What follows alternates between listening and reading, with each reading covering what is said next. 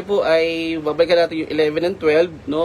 Sinabi nga po dito na patuloy kayong papatnubayan ni Yahweh at ibibigay ang pangangailangan sa gitna ng disyerto. Palalakasin niyang muli ang inyong mabuto at magiging tulad kayo ng isang hardin na binubukalan ng masaganang tubig o isang batis na hindi natutuyo. So, ang 11 and 12 po, ito po ay ang pag-alis ng pang-api, pagturo ng mga daliri at malisyosong panalita ay nagdudulot ng panibagong gabay at lakas dahil sa kanilang pagsunod sa utos ni Yahweh. Ay ito po ay magdadala sa kanila ng pagpapala, no? Ang Panginoon ay may kondisyon at ito nga po ay dahil sa pagsunod ng mga tao ay sila ay magiging tulad ng isang halaman ng dinidiligan nang walang katapusan, no? Ibig sabihin ang mga pagpapala ay tuloy-tuloy. At ganoon din sa 11 sa 12, no? At tumutukoy nga doon sa pag-aayos ng mga nasira o gumuho ay ang muling pagtatayo o muling re-restore na gagamitin ng Panginoon ng mga tao upang ito ay maitayong muli. So, tumutukoy sa gawain ng Panginoon sa kanyang pangako na pagpapala sa kanyang mga tagasunod o doon sa mga taong sumunod mismo sa kanyang ipinag-uutos, no? Isang pangako ng paglalaan at patnubay ng panunumbalik ng Diyos para sa mga namumuhay ayon sa kanyang kalooban, no? Tulad nga po nung nabanggit natin, na pag-aralan natin, no? Yung biblical blessing, no? Na naalala natin sa verse 9 ay mayroon siyang kondisyon na kung ito ay itong iuutos ko gagawin ninyo ay ito po yung pagpapala na gagawin po ng Panginoon, no? So hindi naman tayo in the word of prosperity, no? Hindi naman po natin na yon, but yung biblical blessing na ng Panginoon na alam ng Panginoon kung paano tayo pagpapalain, paano niya tayo bibigyan ng biyaya, no, na ating kailangan, at ito ay makalulugod din syempre sa Panginoon. So nandun yung bukal ng tubig, no, sumisimbolo ito ng kasaganahan, buhay at pag-unlad sa ilalim ng pangangalaga ng Diyos. At ito rin ay kumakatawan sa tuloy-tuloy na walang pagkukulang na biyaya, provision at kasaganahan sa tao, no? Sa buhay natin, no, sa panahon natin ngayon, ganun din, no, kung ano po yung sinasabi sa Biblia ng Panginoon ay ito yung dapat nating susunod, no? Mahalaga ang pagsunod sa Panginoon, mahalaga na ito ay ating nagagawa at naipapamuhay.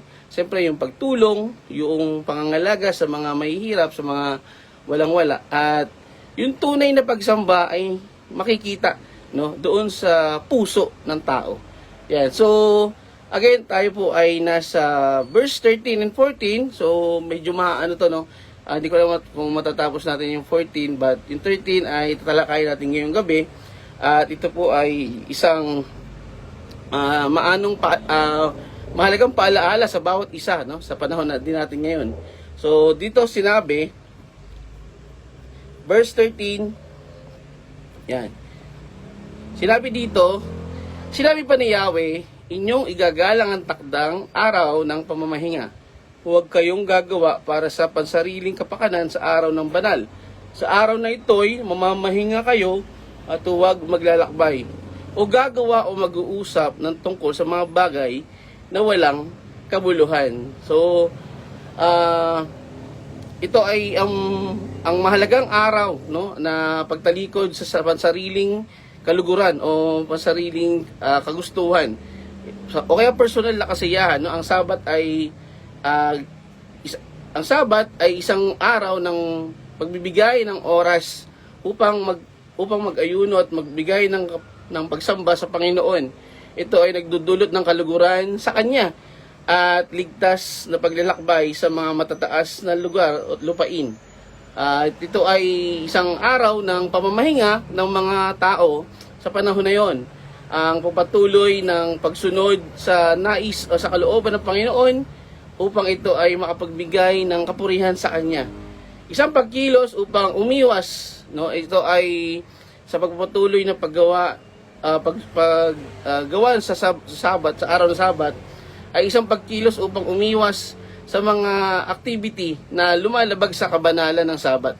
Alam natin na ito ay ginoong banal na araw ng Panginoon, no? Ang Sabat ay inilaan upang maging isang araw na paglalaan ng spiritual na pagdinilay at pagpapahinga. Ang talatang ito ay binibigyan diin ang kahalagahan ng paggalang sa Sabat bilang isang oras o araw na inilaan para sa Diyos. Hinahamon nito ang mga mananampalataya na lapitan ng Sabat nang may paggalang na tinitingnan nito bilang isang kaloob at isang kaluguran sa halip na isang pasanin o isang ordinaryong araw. No, grabe yung yung bilang isang kaloob at hindi isang pasanin. Ito po ay opportunity, no? Ito ay kumbaga sa atin ay biyaya ng Panginoon na tayo ay may pagkakataon na siya ay mapapurihan, no? Ito po ay pagtalikod sa anumang personal na kagustuhan, personal na hangarin, at ito ay mas nakapagbigay ng oras sa atin sa pagbibigay ng pagsamba sa Panginoon. Ang talatang ito ay bahagi ng mas malawak na mensahe ng Diyos tungkol sa tunay na pagsamba at debosyon. Dito, tinutugunan niya ang wastong pangingili ng Sabat. Ang Sabat ay nilalayong maging isang araw ng pahinga at pagsamba. Isang panahon upang magtuon sa Diyos na halip na sa mga personal na pagnanasa o mga hangarin. Tinatawag din po ito ng Diyos ng Diyos ang kanyang bayan na iwasan ang paglabag sa Sabat. Ibig sabihin, dapat silang umiwas sa mga bagay o mga gawain na nagpapawalang bisa sa layuning ito, no? Ano ba layunin nito? Syempre, ang mapapurihan, no? Tayo ay magbigay ng oras sa pagsamba sa Panginoon. So, nandun din yung paghihikayat ng talatang ito na tingnan din ang Sabat na bilang isang kaluguran at ito bilang isang banal at marangal na araw. So, ito po ay mahalaga na ating maipamuhay sa panahon na yon. Alam naman natin na ito ay Senate, no? Isang araw ng pamamahinga. After 6 days ng trabaho, ay dapat na yung isang araw na yun ay ilaan natin sa Panginoon. Ilaan natin sa pagsamba, sa pagpupuri, at sa pag-aayuno. Ito ay hindi ito isang obligasyon, kundi ito ay isang biyaya ng Panginoon na tayo ay mayroong pagkakataon na patuloy natin siyang maitaas, mapasalamatan, at ganoon din tayo ay makapagbigay sa Kanya lalo ng kapurihan, no? Yan. So, ito rin ay sumasalamin sa isang saloobin ng kagalakan at paggalang sa halip na obligasyon sa pamamagitan ng pagsasantabi ng mga makasariling gawain at mga walang kabuluhang salita. Ipinapakita ng bayan ng Diyos ang kanilang pangako sa Kanya at sa Kanyang mga prioridad. Ano ba ang priority ng isang mananampalataya? No, sa 7 days natin na ginagawa araw-araw ay mayroon tayong araw na dapat nating binibigay, no, sa Panginoon. Ito ay siyempre sa atin sa panahon ngayon, ito ay araw ng linggo, no, na ito po yung schedule ng ating gawain sa church. At ito ay mahalaga na tayo ay magtuon ng oras at ng yung buong buhay natin, no, sa araw na yon. Ito ay isang pagsamba sa Panginoon, pagpapasalamat sa mga biyayang natatanggap at patuloy na pagsunod sa kanyang utos.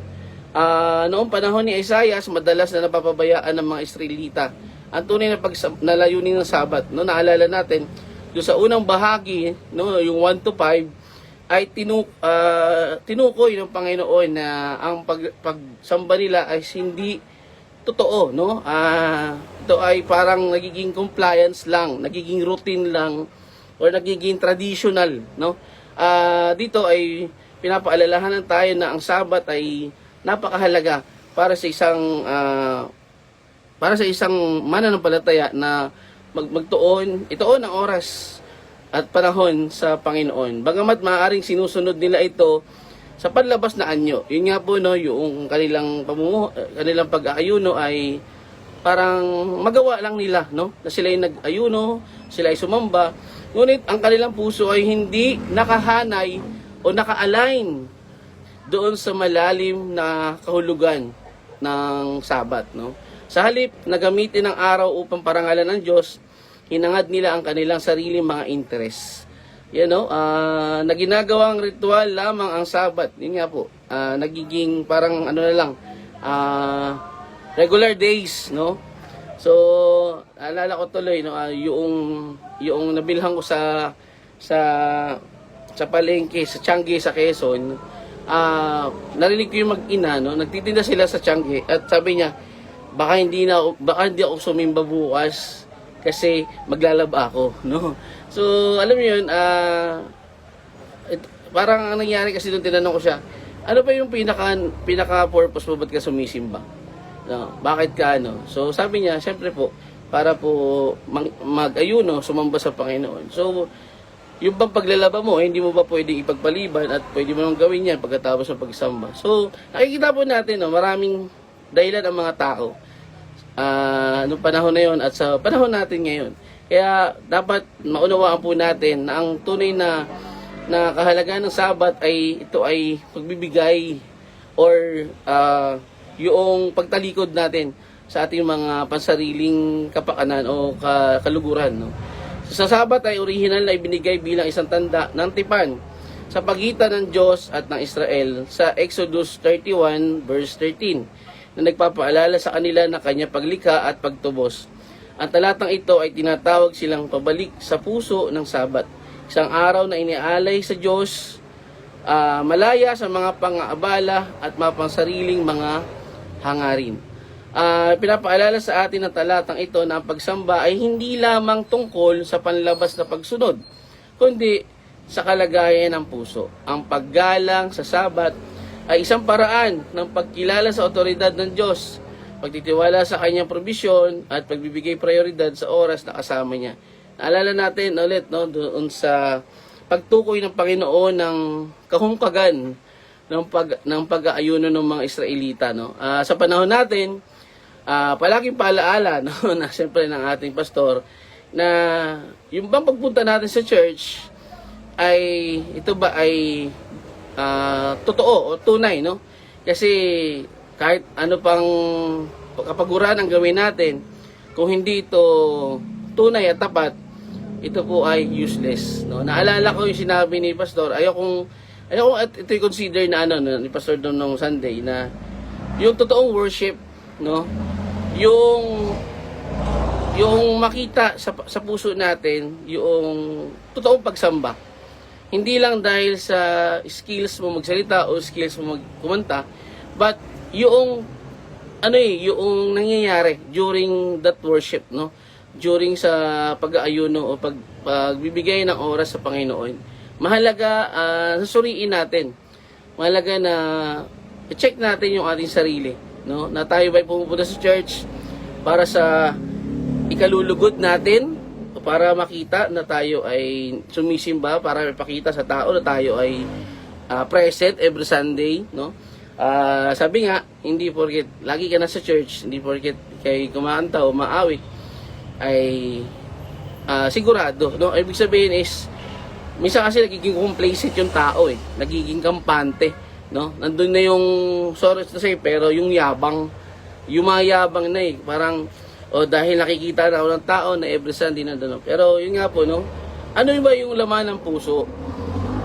Again, kung ito ay punong-puno naman ng galit, punong-puno ng sama ng loob at ng tampo, ay hindi pa rin po, no? Dapat tayo ay mismong isuko natin sa Panginoon yung tunay na nilalaman nito. Again, baliwala po ang ating ginagawa kung tayo ay meron pang mga itinatago at hindi inaamin sa Panginoon. Gumagamit ng talata ng mga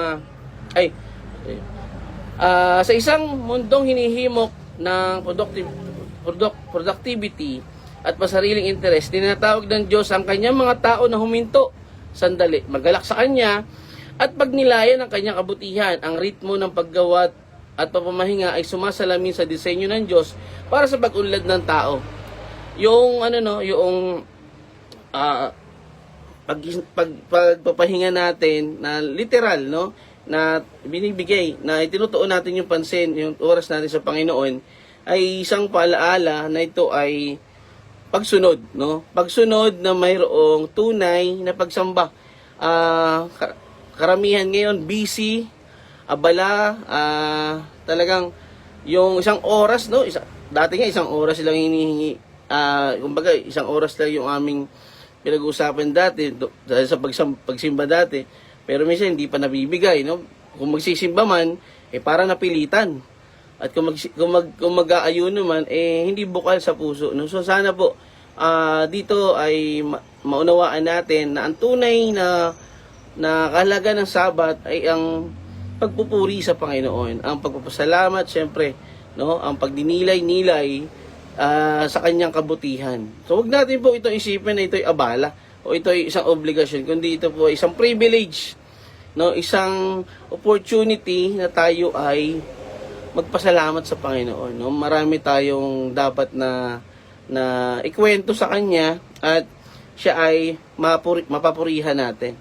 Yan. So ang paulit-ulit na pagkakaiba sa pagitan ng paggawa ng ayon sa iyong kagustuhan at paggalang sa araw ay nagpapakita na ang Sabat ay tungkol sa pagsasantabi ng mga pansariling kagustuhan o makasariling gawain upang magtuon ng oras at panahon sa Panginoon. Ang mga salitang tulad ng kaluguran at marangal ay nagbibigay diin sa positibo at masayang katangian ng tunay na pangingilin ng Sabat. Mahalaga na tayo ay totoong na sumasamba sa Panginoon, no? Totoong ang oras natin ay tunay natin ibinibigay, hindi pang-ibabaw o pang-iimbot, no? Walang pag-iimbot. So ito ay isang paalaala sa ating mga mananampalataya na sa bawat buhay, sa bawat oras natin dito sa mundo, tayo ay maglaan at tayo ay magkaroon ng papahinga, no? Pahinga na ito ay ayuno natin o pagsumba natin sa Panginoon. Sa mga kaugnay na talata, Exodus 20:8-10, ang utos na alalahanin ang araw ng Sabat at panatilihin itong banal, no? Sa Deuteronomy 5:15, ang Sabat bilang paalaala ng pagliligtas ng Diyos mula sa pagkaalipin. Sa Marcos 2:27, itinuturo ni Jesus na ang Sabat ay ginawa para sa tao, hindi ang tao para sa Sabat. No? So sana po na ano natin to, no? Naunawaan natin to na ito ay ginawa para sa tao. Ang tao ay ang sasamba sa Panginoon. Hindi para tayo ay parangalan o tayo ang maging kalugod-lugod, no? Sa atin ay maging kalugod-lugod. Hebreo 4:9-10, ang pahinga ng Sabat bilang isang paglalarawan ng sukdulang pahinga na matatagpuan sa Diyos. So ito po ay kaya tayo ay sumisimba din, no? Sumasamba dahil tayo ay para dumulog, no, sa Panginoon. Tayo ay patuloy sa kanyang umasa at magtiwala. Yan. So, para sa mga Kristiyano ngayon, hinahamon tayo ng talatang ito na isaalang-alang kung paano tayo maglalaan ng oras para sa Diyos sa gitna ng abalang buhay. Bagamat maaring mag-iba ang partikular na pangingilin ng Sabat, nananatili ang prinsipyo. Tayo ay tinawag upang parangalan ang Diyos sa pamamagitan ng nakalaang oras para sa pamamahinga, pagsamba at pagdinilay-nilay. Sana po tayo ay naunawaan natin na ang oras natin upang tayo sumamba sa Panginoon ay isang mahalagang sitwasyon, mahalagang panahon na patuloy na nagpapalalim sa relasyon natin sa Diyos. Nakakalungkot, no? Marami talaga na simpleng dahilan. Simpleng, di ko alam, di namin maintindihan, Kahit siguro siya hindi niya maintindihan kung ano yung dahilan, na kukompromise yung panahon, yung araw. Sana ay ito ay ating ilapit sa Panginoon, no? Na tayo ay magpatuloy. Ito ay isang opportunity, pagkakataon upang tayo ay magkaroon ng connection, no? Yung communication sa Panginoon. So inikahit din tayo ng talatang ito na tingnan ng oras na ito bilang isang regalo. This is biyaya ng Panginoon, opportunity, privilege para sa atin na ito ay magawa natin, no? Hindi lang natin ito magawa dahil kailangan, kundi ito ay mula sa ating puso, yung pagsamba sa Panginoon. Sa halip na ituring ito bilang isang obligasyon, inaanyayahan tayo na magalak sa presensya ng Diyos at magtiwala sa Kanya na ilalaan ang ating mga pangangailangan habang tayo ay nagpapahinga sa Kanya. Ang tanong, paano ba tayo every time na tayo ay sumasamba o sumisimba o naglalaan ng oras sa Panginoon? Ano yung ating nararamdaman? Ano yung ating motibo? Ano yung ating interest, no? At ano yung pinaka-reason natin? Bakit tayo sumisimba? Madalas, mga sagot, no? Ay para maging okay ako, para maramdaman ko na parang ma-restore ako, no? Yan po ay mga mga pansariling kagustuhan. Balit ang tunay na dahilan upang tayo ay sumasamba ay mapapurihan natin ang Panginoon. Yun po yung pinaka-importante, no? So karamihan yung iba para makarinig ng awit, para umawit, no? Para may pakita na magaling silang kumanta or makita yung crush, no? Anyway, kidding aside, tinutupad ni Jesus na ang mas malalim na kahulugan ng Sabat sa Kanya. Matatagpuan natin na ang tunay na kapahingahan hindi lamang pisikal kundi spiritual. So ito po ay nag-aalok sa atin ng pahinga, no? Nag-aalok siya ng kalayaan mula sa mga pasanin ng kasalanan at pag-asa sa sarili. Pagkakataon natin na idulog sa Kanya, no? Hingin at humingi, no, ng kapatawaran, no? Mateo 11:28-30. So ito po ay pag-aalok ng Panginoong Hesus na sa Kanya ay lumapit, no? Come to me. Na sino man lumapit kayo ng mga nabibigatan, no? Ayan, at bibigyan ko kayo ng kapahingahan. Bibigyan kahulugan din ni Jesus ang Sabat na binibigyan diin ang layunin nito bilang isang araw sa paggawa ng mabuti at paglapit sa Diyos. Sa Marcos 3 verses 1-6. Sa pamamagitan ng kanyang buhay at mga turo, ipinakita niya na ang Sabat ay isang panahon para sa pagpapagaling, pagpapanibago at pakipag-ugnayan sa Diyos, na itinuturo sa atin ang sukdulang kapahingahan na matatagpuan sa Kanya. Makikita natin, no, yung previous mga verses. Ito po yun, no, yung pagsunod, yung pagtupad at pagbibigay ng oras sa pagsamba ay ito po yung tunay na resulta or biyaya ng Panginoon.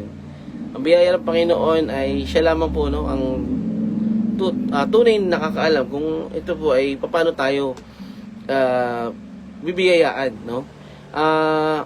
Wag sana nating isipin agad dahil tayo sumisimba, dahil tayo ay sumusunod, ay yung matatanggap natin. Naalala ko tuloy, no? Sabi ni Pastor Dom nung Tuesday, ang problema ng tao ay nag-iisip pa lang ng paggawa ng kabutihan, ay iniisip na agad kung ano yung matatanggap. So, wag po sanang gano'n, no? We don't focus on the reward, no?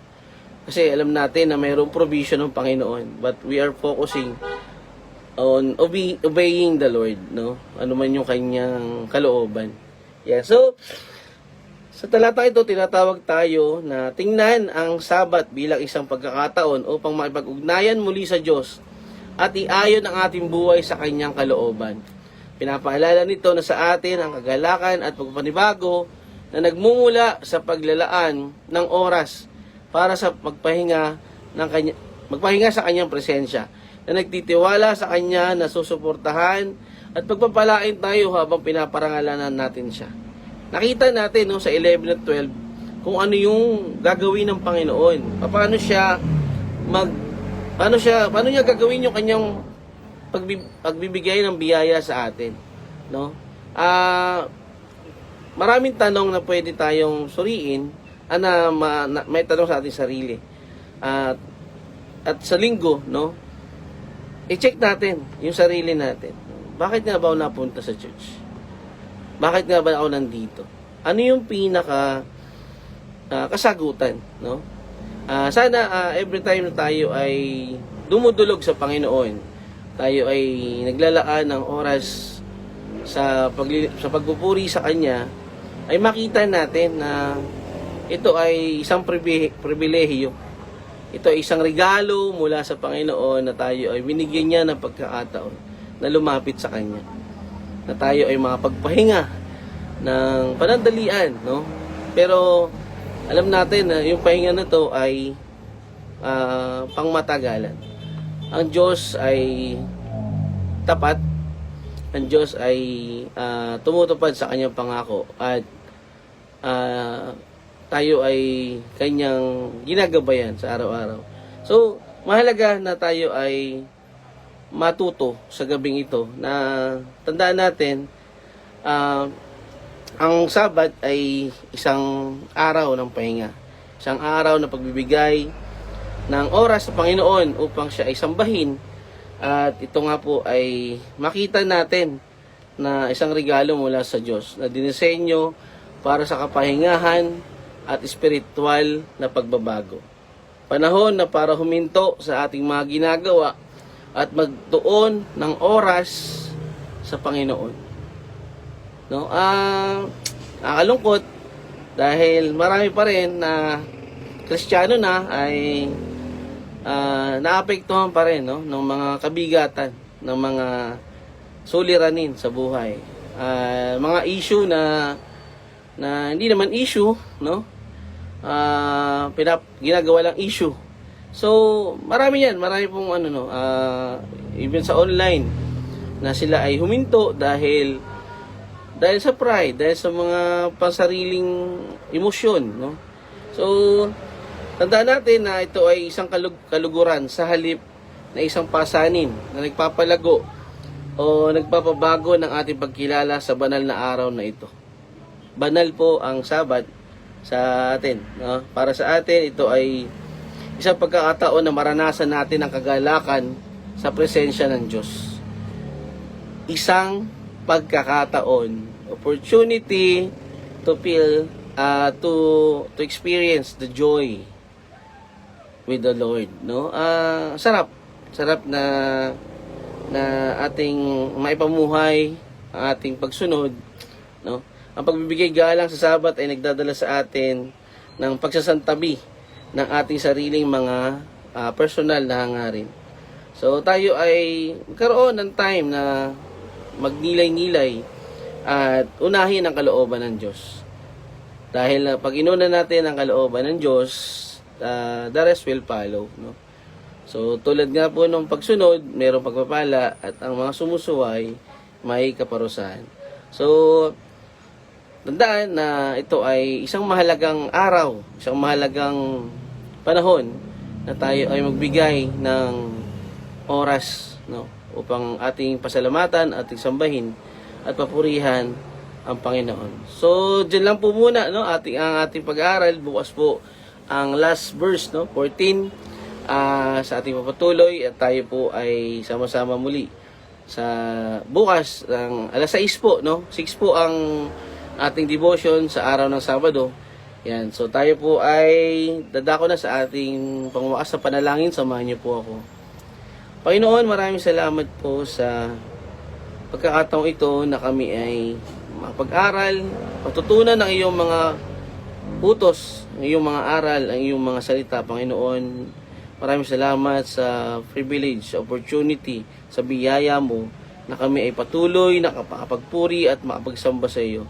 Panginoon, naway kami po ay patuloy mong samahan sa araw-araw, sa aming mga desisyon sa buhay. Panginoon, ikaw ang manguna at samahan mo po kami sa patuloy naming paglakad sa salita mo. Lord, gabayan niyo po kami sa gabing ito sa aming papamahinga, Panginoon, at samahan kami bukas sa panibagong araw, Panginoon, ng aming buhay. Maraming salamat po, Panginoon.